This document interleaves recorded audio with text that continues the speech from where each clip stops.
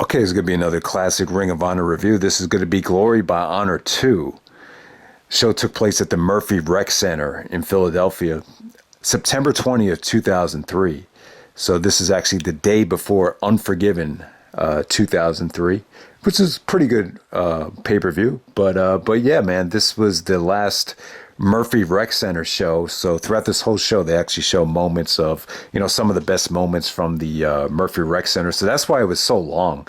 That's why, it was 2 discs long. So if it wasn't for that, the show probably wouldn't have been that long at all. But it does feel like a long show because of that.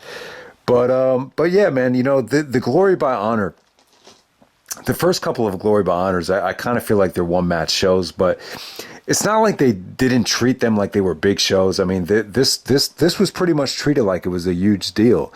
The problem was I felt like when Ring of Honor was owned by RF Video or Robbie Feinstein, I felt like they kind of catered more towards the ECW fans. So I think, particularly in 2003, you saw a lot of shows where, a lot of the selling point was ECW guys coming back, like Tommy Dreamer, or at Glory by Honor here would be Terry Funk. Obviously, you had Raven in the mix. So it had more of like an ECW type feel. I think after the scandal, after WrestleMania 20, even though the company didn't have as big of a budget, I felt like it was more wrestling based, and you kind of put a lot of the ECW nostalgia stuff behind you. But it did feel like a big show. You got Samoa Joe versus Christopher Daniels, which is arguably the 2 best wrestlers in the company meeting for the title in the main event. So you have that, and also you got CM Punk, the future of ECW, going up against the hardcore legend of Terry Funk. So you had that whole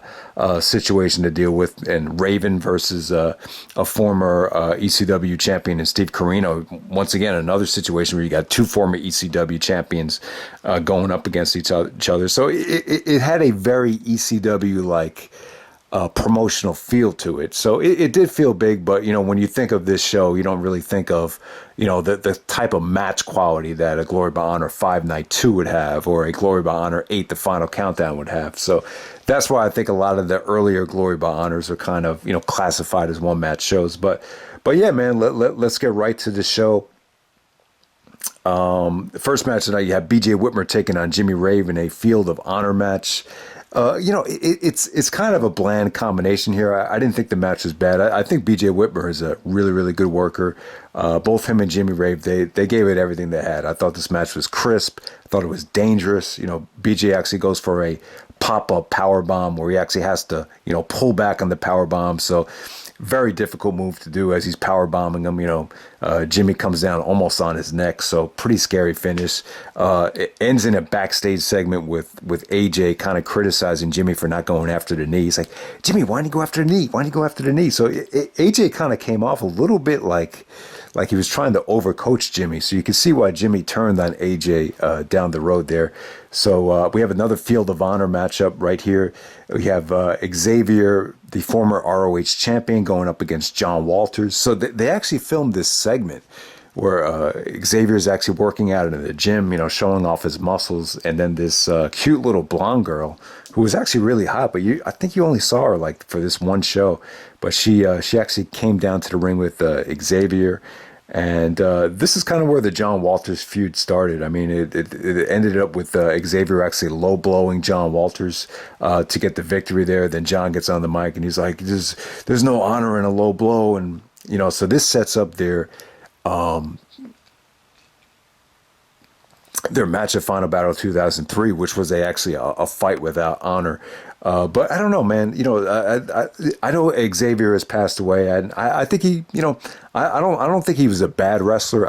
I just think the problem with Xavier, when you look back at his run, is like, it's just tough to compare him to, look at who he's in the middle with. Like, you have Low Key, and then you have Joe, and then you have Austin Aries. It's like, he just stands out negatively like a sore thumb in the midst of all those great champions. So I think that's what it is with him. But he's not a bad worker. I mean, there's a lot of good things about him. He was a little bit botchy here. He definitely, even Punk was kind of making fun of him. He's like, that's why they call him high risk maneuvers when he fell on his face. But still, I thought him and John Walters had a solid matchup right here. These are two really good athletes going at it. Felt competitive. It was okay for what it was, but it really set up that fight with that honor match. And next up, you had Teddy Hart actually taking on TJ Wilson here.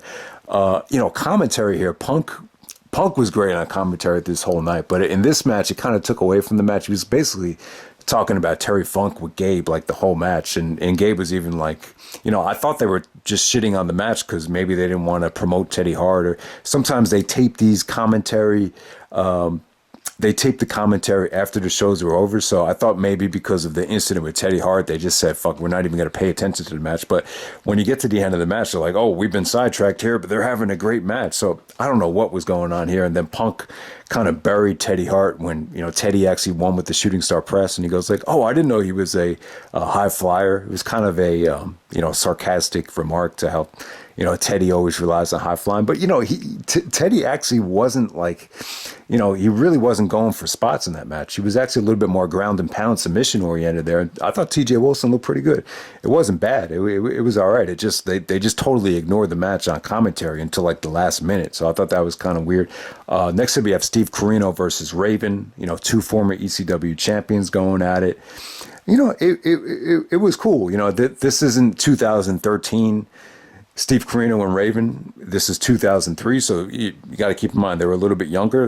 Raven could still go, and the Corino wasn't that heavy at the time, so the match was actually pretty enjoyable. And Punk actually interfered. Steve Corino got the win with the super kick, but after the match was over, Punk was actually feuding with both Corino and Raven at this show, so you saw some tension between Punk and Corino to set up their match at Empire State Showdown, and the Raven feud still hadn't had the conclusion yet. They would have a steel cage match at a show called The Conclusion, so that the Raven feud wasn't quite done, but Punk is feuding with two guys at the same time. Basically, Punk is feuding with all the, former ECW legends on this whole show right here. So next we had AJ Styles, Colt Cabana, Matt Stryker, and Chris Sabin in a four-corner survival match. Yeah, I wasn't a big fan of having AJ in this role. This is supposed to be the biggest show of the year. AJ is arguably the MVP for Ring of Honor in 2003 with Homicide. So I don't like the fact that you throw him in a four-corner scramble. These matches just seem very thrown together, but the match was still good, though. You have an enormous amount of talent here. I thought Stryker was actually looking really good in this match. I mean, he doesn't get a lot of love, but his strikes and his wrestling was pretty crisp here. Sabin, he just came out of nowhere for a lot of stuff here. A lot of good high-flying spots from Sabin. AJ was great. AJ was his great usual self. In 2003, he was, as good as he ever was in terms of athleticism. And, Colt Cabana were great here. He actually got the win with the Colt 45. Punk marked out huge after Colt Cabana won here. But in 2003, like, Cabana is like if you looked up in the dictionary, entertaining heel, you find a picture of Colt Cabana. So that's what Cabana was in 2003. He was a perfect example of just someone that was an entertaining heel, and he looked a lot better back then. He was a little bit slimmer, and he was funny. He was athletic. I mean, he was a lot of fun. This is when they started doing the Good Times, Great Memories thing. So this was kind of like a little bit of a push for Colt Cabana right there. I think one of the only times you see Cabana go at it with AJ Styles, but I think they put AJ in the match so he didn't have to do the job for anybody. I think it was kind of tough to book AJ at the time, but Colt actually got the victory over Max Stryker with that Colt 45. But, just good action for the time it went. But it's just the thing with these four-corner survivals, they just don't feel like that. They just don't have a lot of meaning to them. So that's why I don't think the match was, I don't know. It's just not how I would have booked AJ on this show.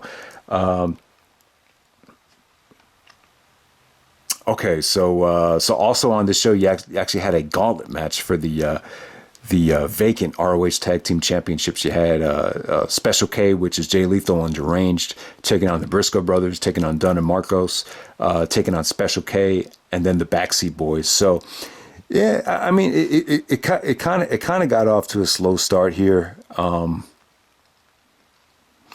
When the Briscoes came out, they looked really dominant. This was like a new resurrection of the Briscoes. That I think they had taken a break, and then they decided that they were going to go play college football, and then it didn't work out. And then Punk on commentary, he was funny. He was like, "Yeah, they're not going to play football because football is fake." So that's that famous "football is fake" line. I totally forgot where it came from, but it was actually on this show. So yeah, man, the Briscoes look good, man. They really carry the bulk of this match, and then the Backseat Boys from CZW featuring Trent Acid. They were the last team to come down, and they kind of won in dominating fashion. But yeah, that was the ROH Gauntlet match for the vacant tag team title. So the Backseat Boys actually won that match. And then you had a farewell for Alexis Lurie, who's actually Mickie James. So they had a whole segment with Mickie James and the guy from Eminem, Joey Matthews, came out and actually kissed Mickie James, and then he clotheslined her. And then you had Julia Smokes came down to make the save. So that ended up being a whole special segment. But yeah, man, I have to say, man, I thought Mickie James was hot as hell back then. Like I'm not really like a huge Mickie James fan. Like in terms of like, she's not like one of my favorite divas in terms of looks. But back then, I thought she looked really sexy back then in those early stages in Ring of Honor. And then next up, you had Terry Funk taking on CM Punk in a special attraction match. So Punk actually comes out and cuts a Sandlot like promo on Terry Funk, basically just kind of bashing Funk and telling him, I was 4 years old when you first retired and you kept on coming back, stealing the spotlight.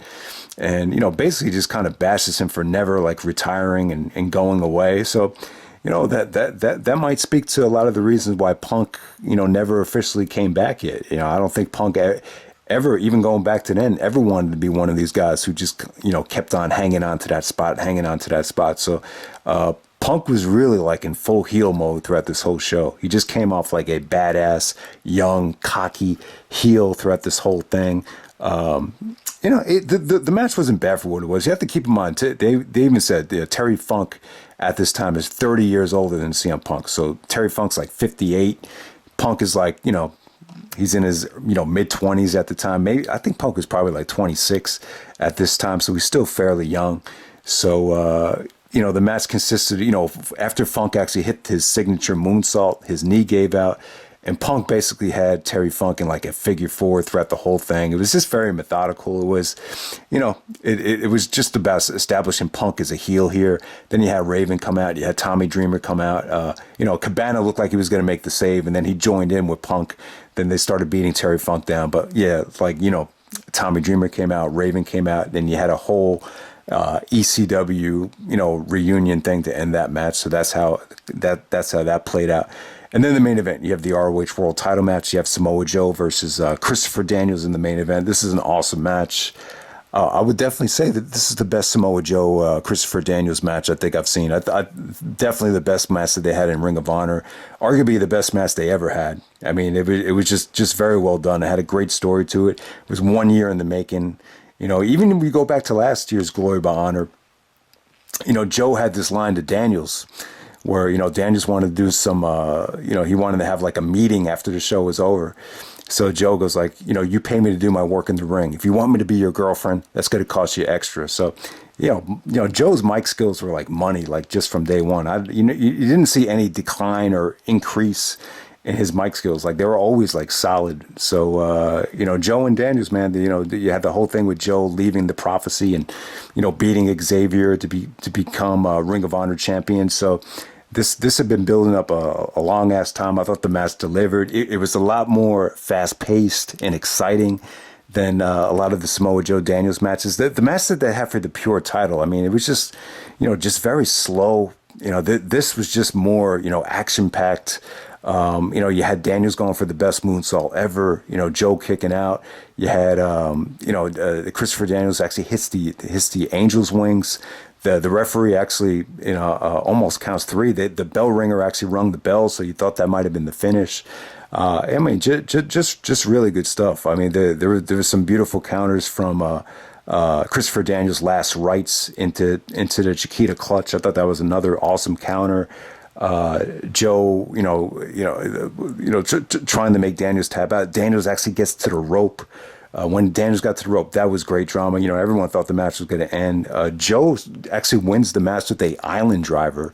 believe it or not. The finish wasn't spectacular, but it was like, Dan just really put up a fight. It really did feel like the match could go either way. It was probably like one of the most hard fought Samoa Joe title defenses since he became champion. A lot of Joe's matches were, they didn't go that long. There wasn't as much back and forth like, during the first part of his reign. But this is like the first one where the title like really felt like it was in jeopardy. So yeah, man, Samoa Joe, Christopher Daniels for the Ring of Honor title. I would say this is the best match ever. Really the only match worth checking out on this show. The only match that I could confidently say, hit the 4-star level.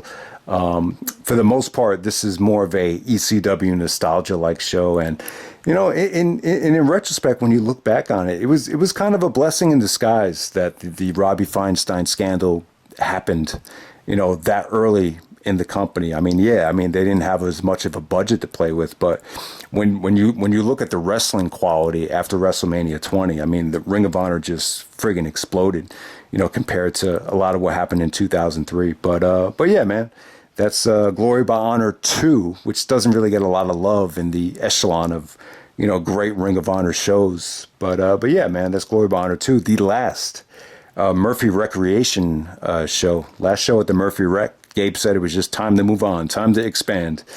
And so that's pretty much it, guys. Hope you enjoyed the review. And I'm out. All right.